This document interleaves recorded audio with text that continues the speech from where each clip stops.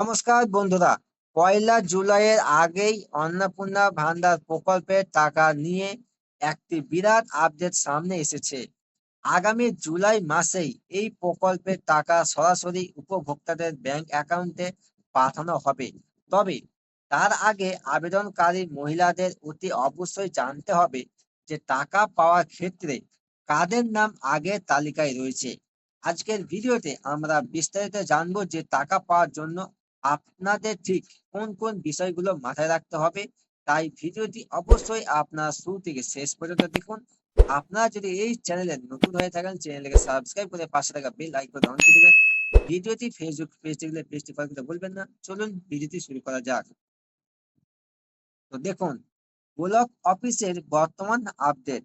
বর্তমানে অনেকেই অন্নপূর্ণা ভান্ডার প্রকল্পের ফর্ম ফিল আপ করার পর নিজেদের ভেরিফিকেশন স্ট্যাটাস নিয়ে চিন্তিত আছেন। তবে অফিসিয়াল আপডেট অনুযায়ী ইতিমধ্যেই প্রায় 1,05,00,000 যোগ্য মহিলার ভেরিফিকেশন কমপ্লিট করা হয়েছে।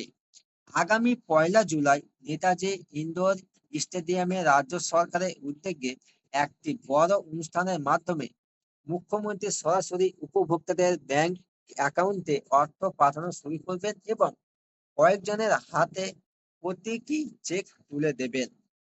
তো এবার দেখুন, যে টাকা পাওয়ার জন্য যে 3টি কাজ আপনাদের করতে হবে। তো দেখুন, 1 নম্বর হচ্ছে প্রশাসনিক যাচাইকরণ ও 1 থেকে 15 তারিখের আপডেট।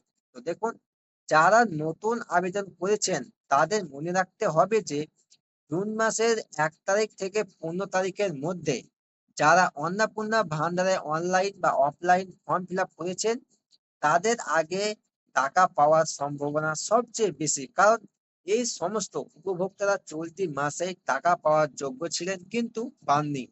তাই তাদের টাকা প্রথম ধাপে অর্থাৎ 1 থেকে 7 জুলাইয়ের মধ্যে চলে আসবে। যারা 15 জুনের পর আবেদন করেছেন তাদের টাকা পরবর্তী ধাপে পাঠানো হতে পারে। 2 হচ্ছে ফর্মে ভুল ত্রুটি সংশোধন ও রিভার্ট থেকে সাবধান। অনেক সময় ফর্মে কোনো রকম ভুল তথ্য দিলে আধিকারিকরা আধার ভেরিফিকেশনের সময় সেটি রিভার্ট বা রিটার্ন করে দিচ্ছেন। মনে রাখবেন, বর্তমানে যারা ভুল করেছেন তাদের ভেরিফিকেশন সম্পূর্ণ হচ্ছে না এবং এখনই অনলাইনে এটি সংশোধন করার কোনো সুযোগও নেই। 1 জুলাইয়ের পর যখন প্রথম ধাপের টাকা পাঠানোর প্রক্রিয়া শেষ হবে তখন আপনাদের ব্লক অফিস বা বিডিও অফিসে গিয়ে অফিসিয়াল ফর্ম এডিট করে রিসাবমিট করার সুযোগ দেওয়া হতে পারে। 3 হচ্ছে অযোগ্যতার শর্তাবলী ও চূড়ান্ত ভেরিফিকেশন। অন্নপূর্ণা ভান্ডার প্রকল্পের টাকা পেতে হলে আধার ভেরিফিকেশন সঠিকভাবে সম্পন্ন হওয়া বাধ্যতামূলক। চূড়ান্ত যাচাইকরণের সময় যদি দেখা যায় আপনার ফর্মে দেওয়া তথ্যের সাথে আধার কার্ডের তথ্যে বড় কোনো অমিল রয়েছে তবে আপনার ফর্মটি আটকে যেতে পারে। যাদের ভেরিফিকেশন এখনো সম্পূর্ণ হয়নি তাদের চিন্তা করার কারণ নেই। প্রথম ধাপের কাজ শেষ হলেই পরবর্তী ধাপে তাদের ভেরিফিকেশন করে টাকা ছেড়ে দেওয়া হবে। তো এবার দেখুন, আবেদন করার পর সমস্ত প্রক্রিয়া ঠিকঠাক থাকলে আগামী 1 থেকে 7 জুলাইয়ের মধ্যেই আপনারা আপনাদের অ্যাকাউন্টে টাকা পেয়ে যাবেন। আর যাদের ফর্মে ভুল থাকার কারণে টাকা আটকে যাবে তারা পরবর্তী সময়ে বিডিও অফিসে যোগাযোগ করে তার সংশোধন করে নিতে পারবেন। আশা করি এই তথ্যটি আপনাদের উপকারে আসবে।